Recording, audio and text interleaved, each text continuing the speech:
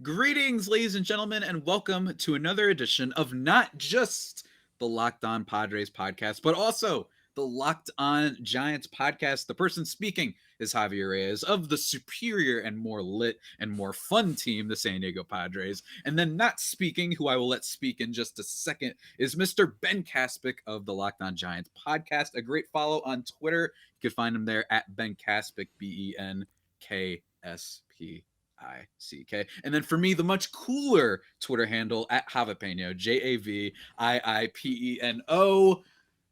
Ladies and gentlemen, on today's episode, Ben and I are going to be recapping / just talking a little bit, maybe not full recap of this weekend series, the Giants going forward and what have you, the Padres going forward. And I'm finally going to let Ben speak. How are you doing, sir? Because I know, I just all of a sudden was throwing some volleys to start these things off, some silos, some Tomahawk missiles. Yeah, I was doing great. Then you just started coming at me without letting me respond. So now I'm kind of ticked off.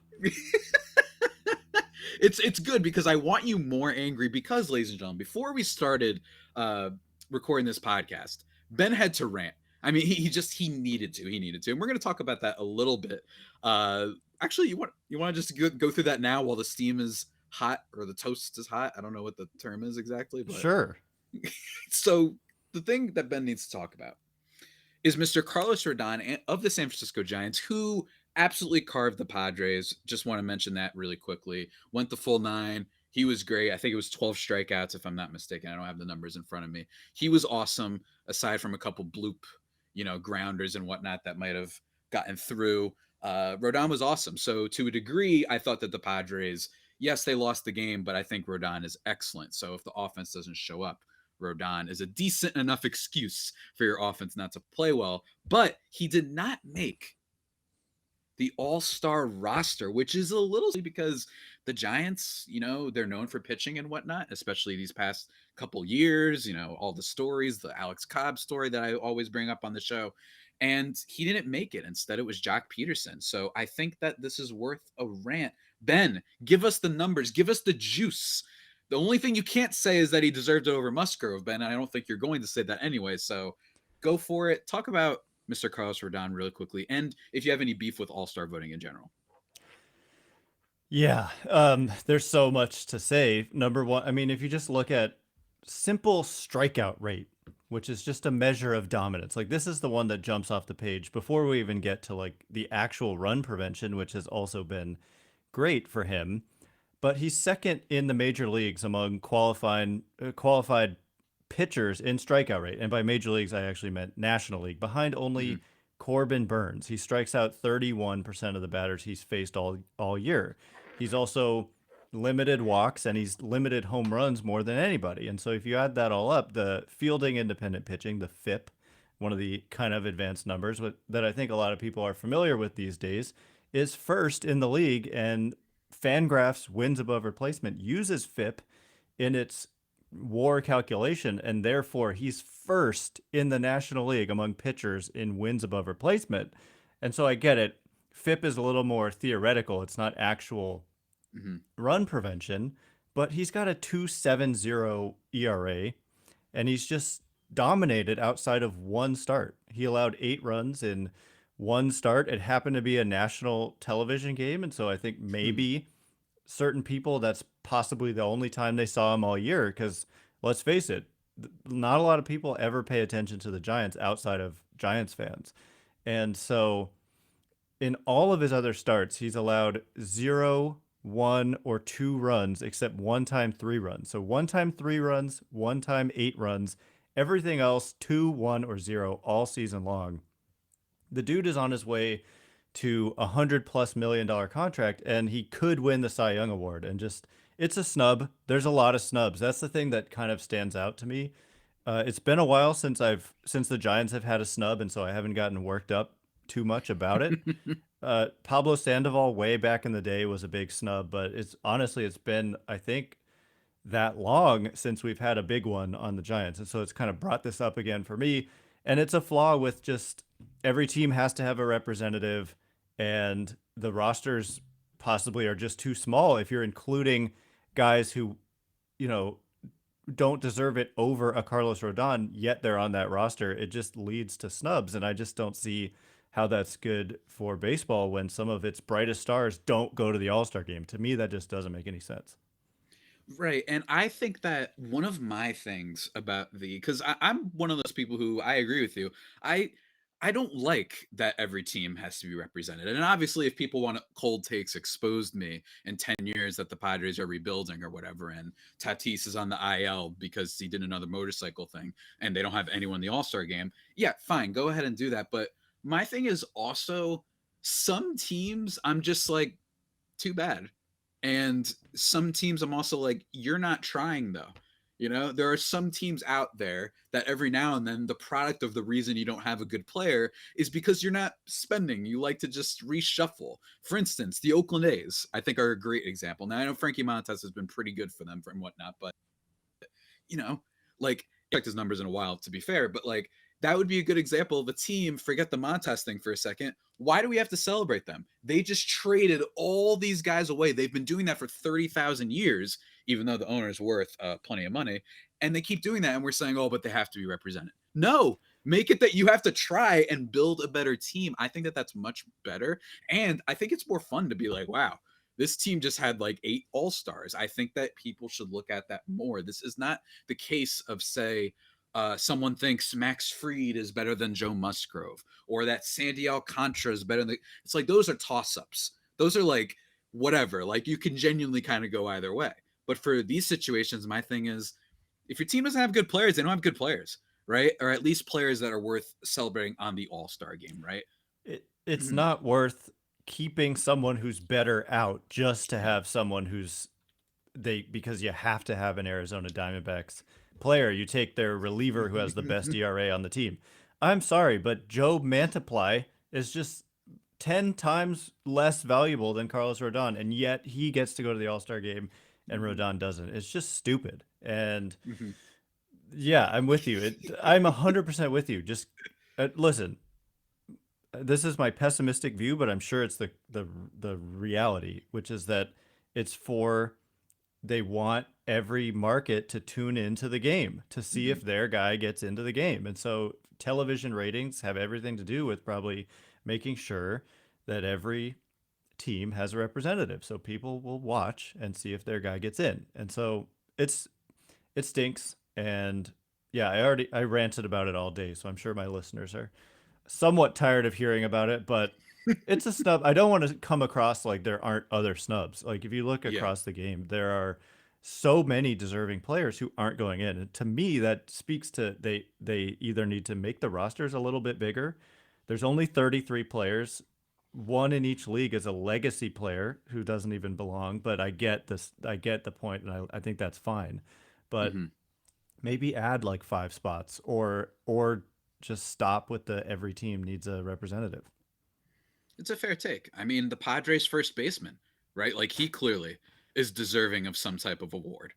I don't know if it's an all-star award. We're still talking about all-stars. Okay, my bad. So that's a whole other thing. But former Padre, Ty France, he was one that people were bringing up, right? And Yeah. he's a beast. I love that guy. But this is what happens. But I do think it is important to talk about just kind of our vibes about the whole everybody's got to make it because it does take away from some people who deserve it. But before we talk about the rest of kind of our two teams respectively and the race that I imagine these two teams are going to have in the NL West along, trying to catch up with the Dodgers and all that. Guys, I want to talk to you about something. Dispute. All right, this isn't the question of voting and popularity, ladies and gentlemen. These are just objectively the best protein bars that you can find on planet Earth. I don't want to speak for the rest of the galaxy, but on planet Earth, I guarantee you the best protein bars out there from the people who invented healthy and tasty stuff. They've got the coconut brownie chunk bar. You might have heard of it before. It's the Locked On MLB channel's favorite flavor. Now they've got the coconut brownie chunk puff version. All right, ladies and gentlemen, it's if you've ever had their puffs before, they're very good. So it's kind of they've got both versions of it for you. You should go check that out. It's healthy for you, collagen protein, which not gonna lie, didn't not totally sure what that means, but I know it's protein and it's good for you. There's tons of health benefits. It tastes good and it is good for Collagen. you. Collagen? Yeah. I spelled that wrong. Then I pronounced that wrong. I It's can't all read good. either, ladies and gentlemen. It's all I need to good. have more built bars to make my senses better. But ladies and gentlemen, Yeah. if you want to, make your senses better so you don't spell things during an ad read, go to built.com and use promo code locked15 and get 15% off your order. Remember that is promo code locked15.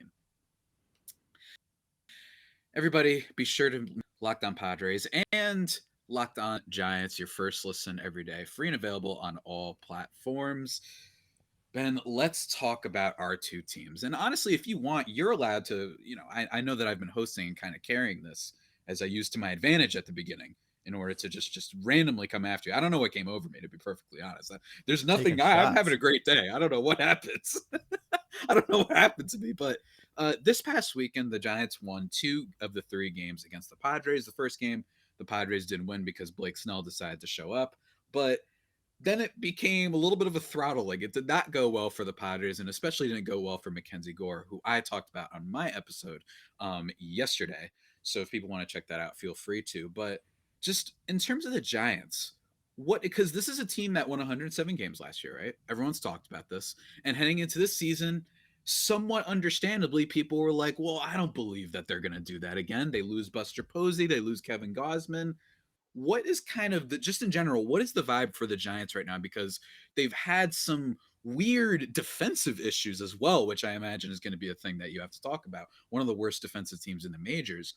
What is kind of the number one storyline for the Giants as we head into soon the All-Star break?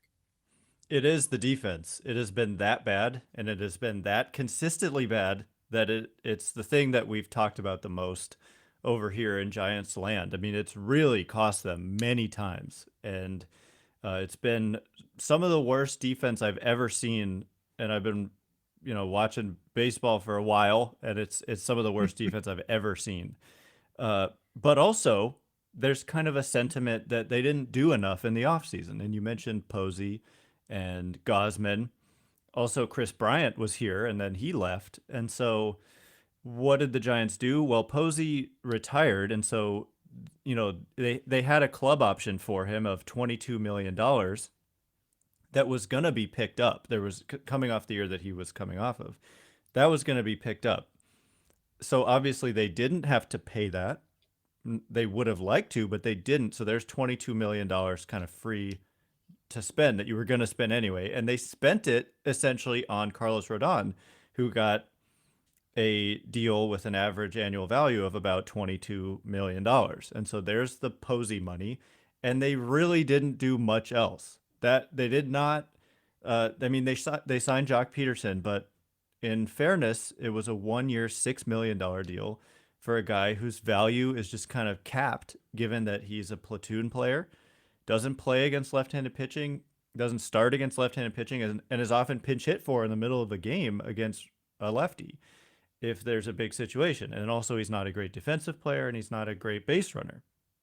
And so, specifically on the offensive side of things, the position player side, there's a case to be made that they didn't do enough, and they finally had all this money kind of freed up that had been tied to some players that this new front office had inherited. Like, I mean, Samardzija a couple years ago, Cueto finally reached free agency.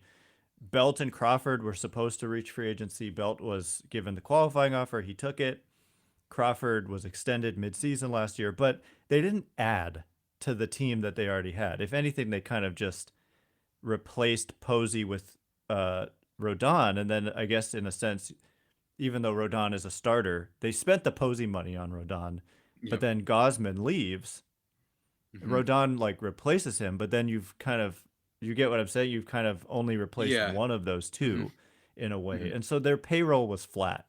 Essentially, they were at about 160 something million last year, and they're at about 160 million something this year, which was frustrating when you look at the Dodgers, who are closer to 300 million, and the Padres are up there well above the Giants as well. And you would think coming off a 107 win season, they might have done a little more, especially there was all this really kind of premium talent out there Yeah. this last offseason with Correa and Seager and Simeon and Gosman and Robbie Ray and on and on and on. And a lot of position players, Trevor Story.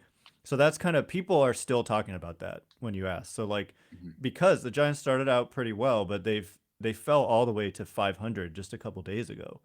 And in that Rodon game, if they lost it, they would have been below 500 for the first time all year. And so were not happy about their offseason still. And then, of course, the defense, the pitching numbers haven't looked great, but I think it has a lot to do with the defense being so bad. Mhm. The runs are coming in when they really shouldn't because of the defense.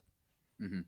Yeah, and it's interesting because the Giants, like, there really was a lot of talent. I mean, I think we almost forget because it was like we had like two halves. We had two eras of free agency Yeah. where it was that bum rush before the lockout. I don't know why I call it bum rush, but it was like a rush before the lockout, and then it was that slow and then big kind of rush afterwards. But we forget, like, it was just crazy. I mean, Chris Bryant got paid. Now, maybe people don't want to pay that much for Chris Bryant, but just Carlos Correa, especially, who was clearly ready to settle on one of those, the LeBron James type deals where it's an option for each year and whatnot. Perfectly honest with you, I don't know why the Yankees didn't do that because they need a shortstop, but it is very weird that the Giants didn't necessarily go for it more after 107 win season, like you said, and you've had issues of age and Brandon Belt, being much older, and he's dealt with a lot of injuries. Brandon Crawford looks like last season maybe was it just a mirage? That's a real good question. Like, was it just a wow, that was really fun? But unfortunately, you're just a defensive player for the most part, and that's basically what he's been for most of his career. So I don't know what's going to kind of happen with the Giants. You think they're going to do anything at the trade deadline? A lot is going to depend on how they play the next 2 weeks. It really looked a couple days ago like they may be sellers. And if they Mm-hmm. become sellers, because look, they're 2 games back in the wild card right now, and that took a couple wins in the last couple days. If they had lost even one game, you're looking at being 3 games back, and then you're kind of on the cusp of contention if you start falling 4, 5, 6 games back of the final wild card spot with a couple months to play. And do you really like go all in with this team that just hasn't looked that good? And so they needed those last couple of wins in San Diego. I think that this upcoming homestand before the All-Star break huge. They play the D-backs 3 times starting tonight, and that is a team they should win Mm-hmm. against. But what was the question? Will they do something at the deadline? Yeah, yeah. And now, Yeah. now what's going to happen tonight is our boy Joe Mantiply is going to get the save or whatever I for the know I should podcast for never have tomorrow. said anything. But I mean, But the yeah, talk D-backs, about deadline. they won Mm-hmm. 2 out of 3 against the Giants right before the Giants went to San Diego. And the Reds also won both their series against the Giants this year. They split against the Tigers. They got swept by the White Sox. So just recently, they've been getting killed by some of the worst teams around this year. But if they play well for the next couple weeks, I don't see why they wouldn't do something at the trade deadline. Last year, they made one of the bigger moves of anybody, Yeah, that's right. but it could literally go. I think like holding is probably not what they'll do. I see them either Mm, adding something or selling, but just holding with this roster that's interesting. kind of old, and like you either got to go for it or you got to kind of back off a little bit and try to recoup some value on players on expiring contracts. Like Carlos Rodon, if he was suddenly made available, would be arguably Yeah. the top available player, in my Mm, opinion, or at least one of them. And Jock Peterson would have some value as well. And they're both on Rodon's contract is a little bit complicated. It's a 2 year deal, but he can opt out if he reaches 110 innings, and he's 10 mm. innings away. So it's essentially a 1 year deal, Yeah. because he'll probably opt out and try to get a long term deal. But yeah, I see them going one of 2 ways, and it all depends on how they play for the next 3 weeks. Wow.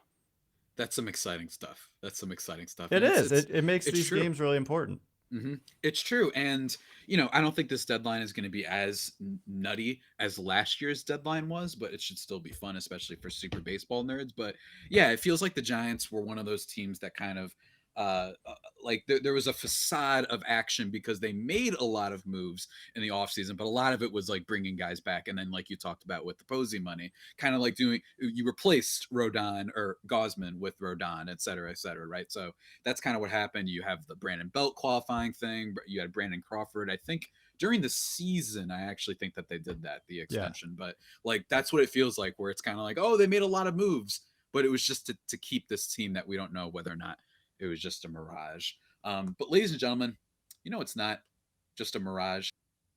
You know what's always there for you? Automobile needs. rockauto.com. That's right, ladies and gentlemen. Save time and money when using Rock Auto. Why choose to spend 30, 50, or even 100% more for the same parts from a chain store or car dealership? For example, Honda Odyssey fuel pump, it's $353 typically from a chain store. It's only $216 from Rock Auto. They've got a really nice website for even schmucks like myself that know nothing about cars. It's really easy to navigate through their catalog. So whatever you need, everybody, go check it out. Motor oil, they've got you on that. Tail lamps, brake parts, those they might even have those. Don't quote me on this. They might even have those little air fresheners. Who knows? Bottom line, everybody, is they have you covered when it comes to cars. Go to rockauto.com right now and see all the parts available for your car or truck. Right, locked on in there. How'd you hear about us box so they know we sent you. Amazing selection, reliably low prices, all the parts your car will ever need. rockauto.com. Man, I'm proud of that transition. That's one of my best transitions in a while. But anyway, Ben, let's do you have any things you want to ask me, because the Padres are, oh man, oh man, it is a team. The San Diego Padres. They are a baseball team, I can confirm, but they're a weird one. And I would argue that these next few weeks are also really, really important, because I don't know exactly what the Padres are going to do. I think that they're a team that desperately needs outfield help. Yes, they might have Estuary Ruiz, the speed demon, out in the minors right now. Something like 60 stolen bases in 60 games. He had like a 8-game steal streak at one point. So maybe he can help out in the outfield. But with the Padres, their big thing right now is outfield, but the problem is that their roster is so weird, right? Where the Giants, maybe they have these 1 or 2 year deals. The Padres have incredible players like Manny Machado. You got Jake Cronenworth, who I think is going to have a great second half. You've got Tatis, of course. But then you've got some black holes at first base. You've got Will Myers. You've got Blake Snell. You don't know what the heck he is. Weird, weird team, Ben. A weird team. They are a weird team. And from the outside, I mean, hold on. I opened up an application. Okay. From the outside, I mean, they had a great start. And when you look at their record, it's still good, and they're still firmly in a playoff spot. And so I guess I kind of want to know, like, what you mentioned, like, it is a weird roster. And that kind of was the case the last few years. They're one of those teams that you look at some of the top tier talent and you think that it should work. And I would say generally it kind of has, given what they've done, but I see that they haven't been playing their best lately. And so I'm kind of wondering if yourself and Padres fans in general are kind of looking out for the same type of collapse that we've seen from this team at times, and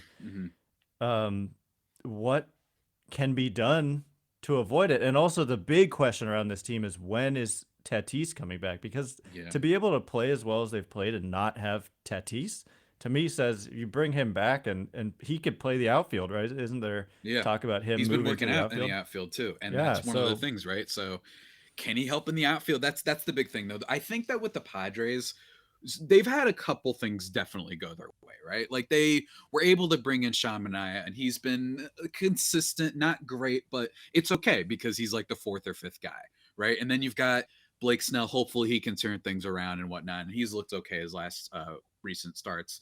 And then you've got Musgrove, and then Mackenzie Gore, who did get lit up by the Giants. Maybe he might get sent down, but he was great to start, right? They have so much pitching depth. And Yu Darvish is another one, by the way, who did also pretty well against the Giants. That him is going to be, can he hold up throughout the rest of the season? Maybe, I talked about this on my show yesterday, maybe it wasn't a question of the sticky stuff, but maybe it was a question of Yu Darvish just getting old. And maybe he might be a guy that might fall off a little bit in the second half, which is a point maybe we didn't consider beforehand. His fastball spin, I'm pretty sure, is still pretty great. So maybe this was a question of that. I think that for me, obviously, you have the guy at first base, and he overperformed the first half of the season. He went ground ball gargoyle the first month of the season, but it was working. It was awesome. But the problem was that he's not particularly fast. This is not Ichiro Suzuki, who even when he hits it on the ground, it does not matter because he's Sonic the Hedgehog, right? with that guy at first base, he's declined in a way that, not gonna lie, I was hoping it wasn't gonna be this bad. I thought that he was going to, maybe he's a 2.5 WAR player this year, right? That's what level we're at right now with this guy that you signed to an 8-year, $144 million contract. But that's the case too. But for me, the number one thing has been Trent Grisham. Trent Grisham for me has been the number one. He was an X factor heading into the year for 2020 and the first half of 2021. Maybe a top 20 sort of outfielder. He plays good defense. He had some pop in his bat. He could steal bags. He was doing a lot of stuff, and he could see a lot of pitches, which the Padres for the past decade have been a team that never gets on base. They would hit home runs or strike out. That was it. But then he became one of the worst qualified outfielders in baseball. I haven't checked in a while, but there was a time period in which him and Cody Bellinger were like the worst outfielders by WOBA in baseball, which isn't great whatsoever. And his defense is good, but it's not like this Jackie Bradley Jr. thing where you're like, all right, well, he's just so good, especially in his prime, where he's kind of, you can win with him as a starter, as they did. But with Grisham, that's the big thing with this team right now for me. And then obviously you had the Jerickson Profar injury against the Giants, which we haven't talked about yet. Because to be honest, there's not much to talk about. He got hurt, and I'm hoping that he gets better. But this is a team that's hoping that Brent Rooker, they called him up. Maybe he could do something, right? The outfield, because the fact that Grisham has been so dead weight and has not, it looks like he might have just been a total miss. That's the big thing with this team. Can they trade for Benintendi? I know his name has been out there. And Austin Hayes, maybe. Although the Orioles are good now, apparently. So maybe they might not be able to do that. So that's the big thing with them. With this weird roster, can they manipulate? Can they move around to get a little bullpen help and get an outfielder? Because I don't know, man. I don't know. It's everybody. The popular thing to do right now is going to be saying, all right, the Padres' weird roster is finally catching up with them.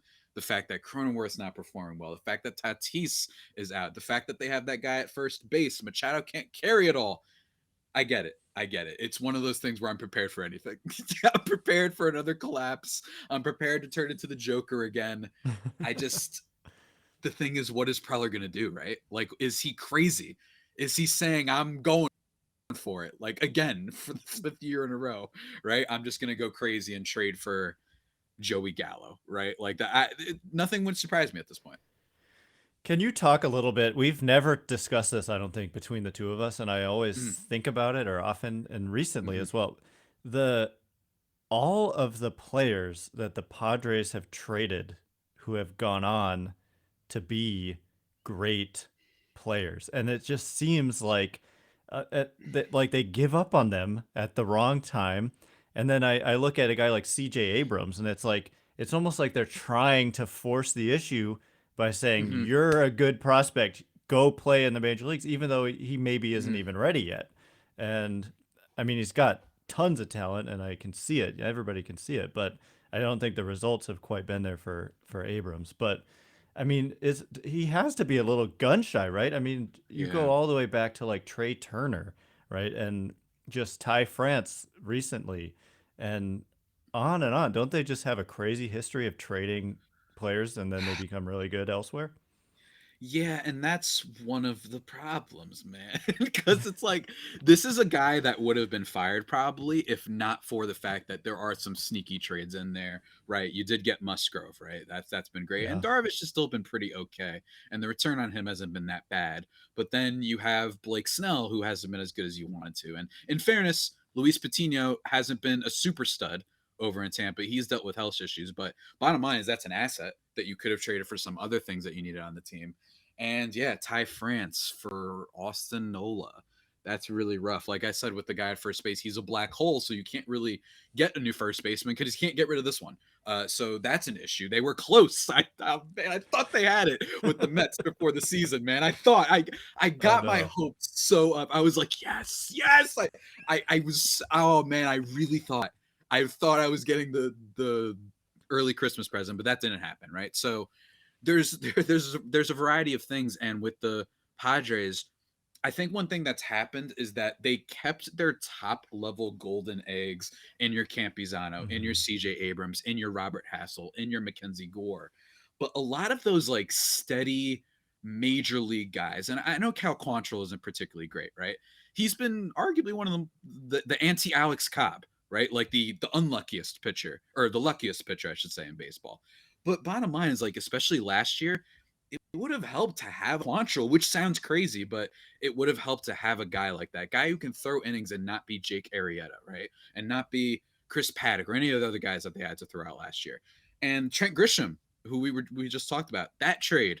Would I rather have Eric Lauer and Luis Urias, and then, for less money and the team control, than maybe Yu Darvish or a Blake Snell right now? Yeah, I might like to have those assets back. So yes, they kept their top prospects, but the ones that were ready and can maybe just be okay players clearly have turned out pretty good. I mean, even Josh Naylor for Cleveland, he's been Yeah. pretty okay. Like, there's all these. It's annoying that there doesn't seem to be a trade that they've made that you're like, oh yeah, that turned out to be nothing, and they sold high and they sold correctly. They sold at the right time on someone, right? James Shields is the only one, obviously, but that's not recent. So that's the big issue with the team right now. I don't know how they're gonna come out from underneath it. They're spending a lot of money, and they should not be as porous on offense as they can look at times. So, yeah, he might be gun shy. Ownership might be saying, "All right, enough's enough.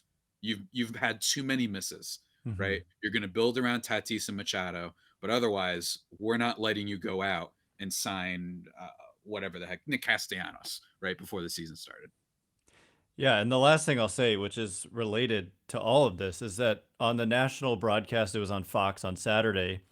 Eric Karros, who does TV, he was one of the broadcasters. He was talking about how Wilmer Flores is just like a joke of a number 3 hitter in the middle of the lineup when you compare him to Manny Machado on the other side hitting third. And something that came to mind was I looked at the runs scored for these two teams, and the Padres have played more games than the Giants have played. Yeah, the Padres have played more games and scored fewer runs. So the Mm-hmm. Giants are a better run scoring team, and you wouldn't, like, you look at Machado and you look at the star talent, and you might not think that, but the Giants just, they don't have this porous kind of issue and like They don't black have a holes in black the hole, lineup. yeah, And where so it's they're a like, yeah, bunch they of don't have competent anyone as good as players, me, but yeah, competent players. and it's They don't have a led. Manny, but it's But baseball, so if you could combine, like, if the Giants had a Machado and Yeah. Tatis, that would be awesome. And if the Padres had the rest of kind of the Giants, I think Mm-hmm. they would solve each other's kind of Mm-hmm. problems by doing Mm-hmm. that. But so that's kind of the mission for each of these teams. The Padres need to get more kind of depth, and the Giants need to possibly get some more impact talent. Yeah, absolutely. Hey, I would kill for Brandon Belt. Still, is he injury prone? Yeah. I don't care. And it's Bring a him 1 year over. deal. It's over at the end of the year. They can It's move over. on. I would love Brandon Belt. It's not this long Jock term Peterson, great, awesome. Can he 1 year play deal. defense? I don't care. Take over for Grisham. I don't care if he can against he's a platoon guy. Either way, what's for sure is that, and I know that podcasters and analysts and people, they always say, "Oh, this is a big stretch upcoming," but it really is. I really, the All-Star break with the trade deadline, especially with these two teams, we'll see. I don't see the Padres being sellers. I think that they could be we have acquired, who's like an okay reliever. We've acquired someone of Joe Mantiply's level, and then that's all they do. I could see that scenario coming true, but I can't see them being sellers because they also don't really have too much to sell, for the record. So we'll see how it all transpires and whatnot. But Ben, do you have any last things you'd like to plug for the good people that are listening? Nope. Okay. Okay, everybody, go follow Ben on Twitter. Go follow me on Twitter at Javapeno. You know that. Ben Kaspick on Twitter. Subscribe to both of our YouTubes, Locked On Padres and Locked On Giants, respectively. And with that all being said, that about does it for today's edition of the Locked On Padres podcast and Giants podcast. But of course, the Padres one is the only pod that might be better than the Padres themselves. Remember to subscribe to the podcast wherever you get them from. Ben, until next time, as always, it's been a delight. Everybody stay faithful and stay golden. We'll see you next time.